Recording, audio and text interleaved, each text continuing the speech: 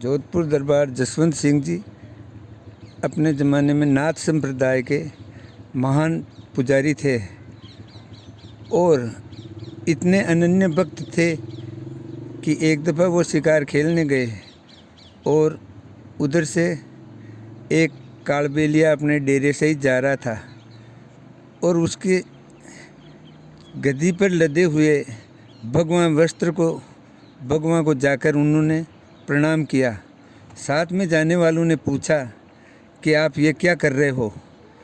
तब दरबार ने कहा कि मैं इसको गद्दी को प्रणाम नहीं कर रहा हूँ, मैं जो ये इस पे भेक लदा हुआ है भगवान उसको प्रणाम कर रहा हूँ। अब सुन लो। तो इसी तरह वो अपने एक दफ़ा राजसभा में बैठे हुए थे, तब उन्होंने कहा कि बेणीदान जी, मैंने सुना है कि आपके गांव में ठग बहुत है और कभी मुझे ठगे तब मैं मानूं कि कोई ठग है। तब वहाँ बेणीदान जी ने कहा कि हुजूर, आपको कौन ठग सकता है? आप तो जोधपुर दरबार रियासत के मालिक हैं और आपको ठगते हुए हर आदमी डरता है, कौन ठगेगा आपको?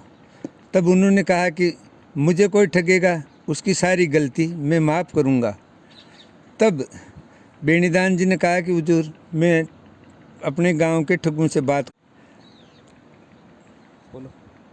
तब उन्होंने अपने गांव में जाकर ठगों से बात की कि जोधपुर दरबार ने मुझे इस तरह से ये चैलेंज किया है कि कोई ठग मुझे माने, ठगे तो मानूं।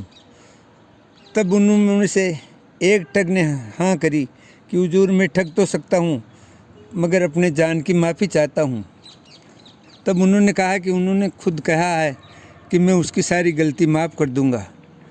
तब उस ठग ने जाकर जोधपुर दरबार की सारी भेद लिया कि जोधपुर दरबार क्या है और उनकी क्या प्रक्रिया है, वो क्या चीज़ किस चीज़ से वाकिफ़, कुछ चीज़ से वो चीज़ में उनकी ज़्यादा रुचि है। तब उसे पता लगा कि वो नाथ संप्रदाय के महान अनन्य भक्त है। तब उसने ठग वापस अपने गांव चला गया।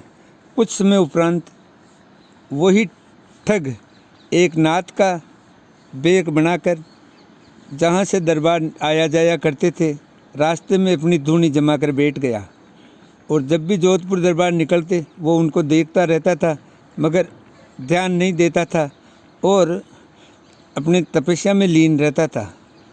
तब एक दिन जोधपुर दरबार ने देखा कि ये तो कोई नाथ संप्रदाय के गुरु है।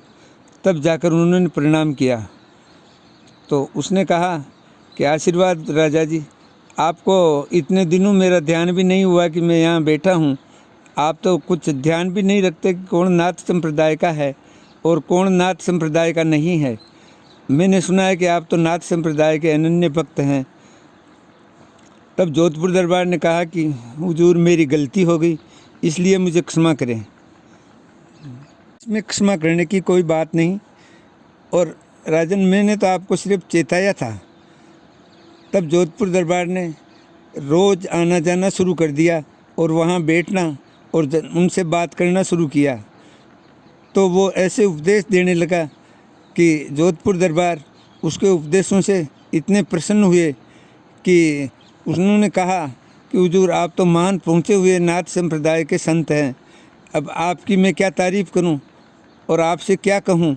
आपको कुछ भी चाहिए तो मुझे बता देना।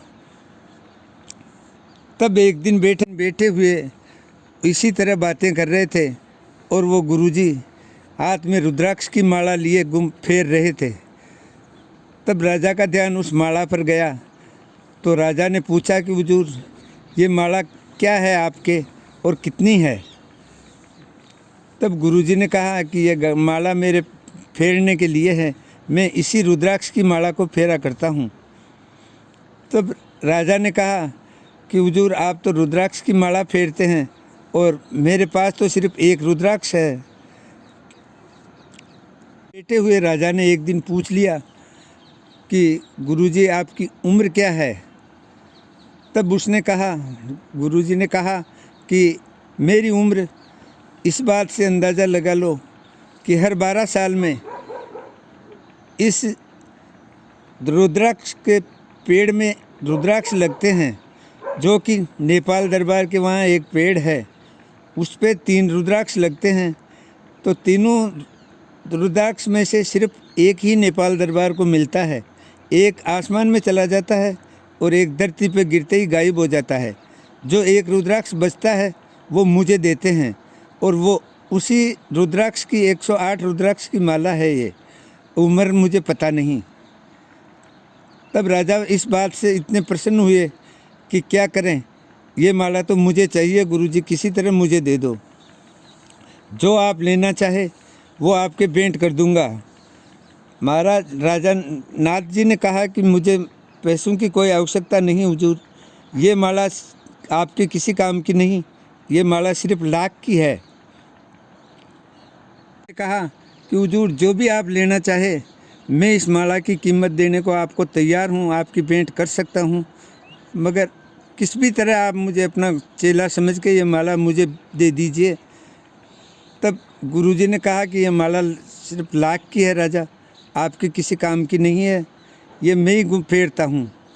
तब राजा ने कहा कि हुजूर आप मेहरबानी करें और ये माला मुझे दे दें।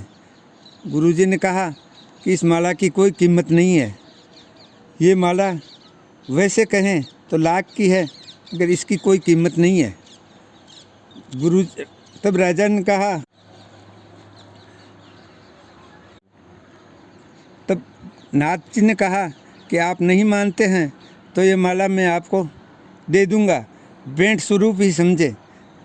मगर राजा नहीं माने और 1 लाख रुपया लाकर गुरुजी के चरणों में रख दी, और माला नाथ जी ने सहर्ष राजा को दे दी। तब राजा जी वो माला लेकर चले गए, मगर दूसरे ही दिन वो नाथ जी कहाँ गए पता नहीं लगा। तब राजा ने सोचा कि घूमते हुए हैं और फिरते योगी हैं, न जाने कहाँ जाते हैं, इनका क्या पता। बहता पानी और फिरते राजा का फिरते योगी का क्या ठिकाना। बात कुछ टाइम के लिए आई गई हो गई थी। तभी एक दिन राजा को स्मरण आया और उन्होंने बेणीदान जी से कहा कि बेणीदान जी, आपने कहा था कि मैं किसी ठग से बात करूंगा कि वो आपको ठगने के लिए आए। तब बेणीदान जी ने कहा कि हुजूर वो तो आकर कब का आपको ठग कर चला भी गया, कि मुझे किसने ठगा, मुझे तो आज दिन तक किसी ने 1 रुपये से भी नहीं ठगा। तब बेणीदान जी ने कहा कि हुजूर ठग लिया उसने आपको। तब जोधपुर दरबार ने कहा कि जिसने मुझे ठगा है उसे मेरे सामने लेकर आओ, और किस तरह ठगा मुझे पता तो लगे कम से कम। तब बेणीदान जी ने जाकर उस ठग से कहा कि आज तुम्हें जोधपुर दरबार के पास में चलना होगा, तुम्हारी जान की गारंटी मैं लेता हूँ, जोधपुर दरबार तुम्हें कुछ भी नहीं कहेंगे। तब वो ठग बेणीदान जी के साथ जोधपुर दरबार में आया। बेणीदान जी ने कहा कि हुजूर आपको इसी ठग ने ठगा है। राजा ने देखा कि मैंने तो इसे कभी ज़िंदगी में नहीं देखा, इसने मुझे कहाँ ठगा। तब उस ठग ने कहा कि हुजूर एक अंगीठी मंगवाइए। तब राजा ने एक जलती हुई अंगीठी मंगवाई और अपने पास में ठग के पास में रख दी। तब उस ठग ने कहा कि हुजूर ये माला मुझे दीजिए। राजा ने वो जो रुद्राक्ष की माला उनके गले में थी निकाल के ठग को दी। उसने अंगीठी के ऊपर रखा तो सारी माला एकदम लाख की तरफ पिघल के उस अंगीठी में गिरने लगी और सारी माला गिर गई। तब राजा को अचंभा हुआ कि यह कैसी माला थी।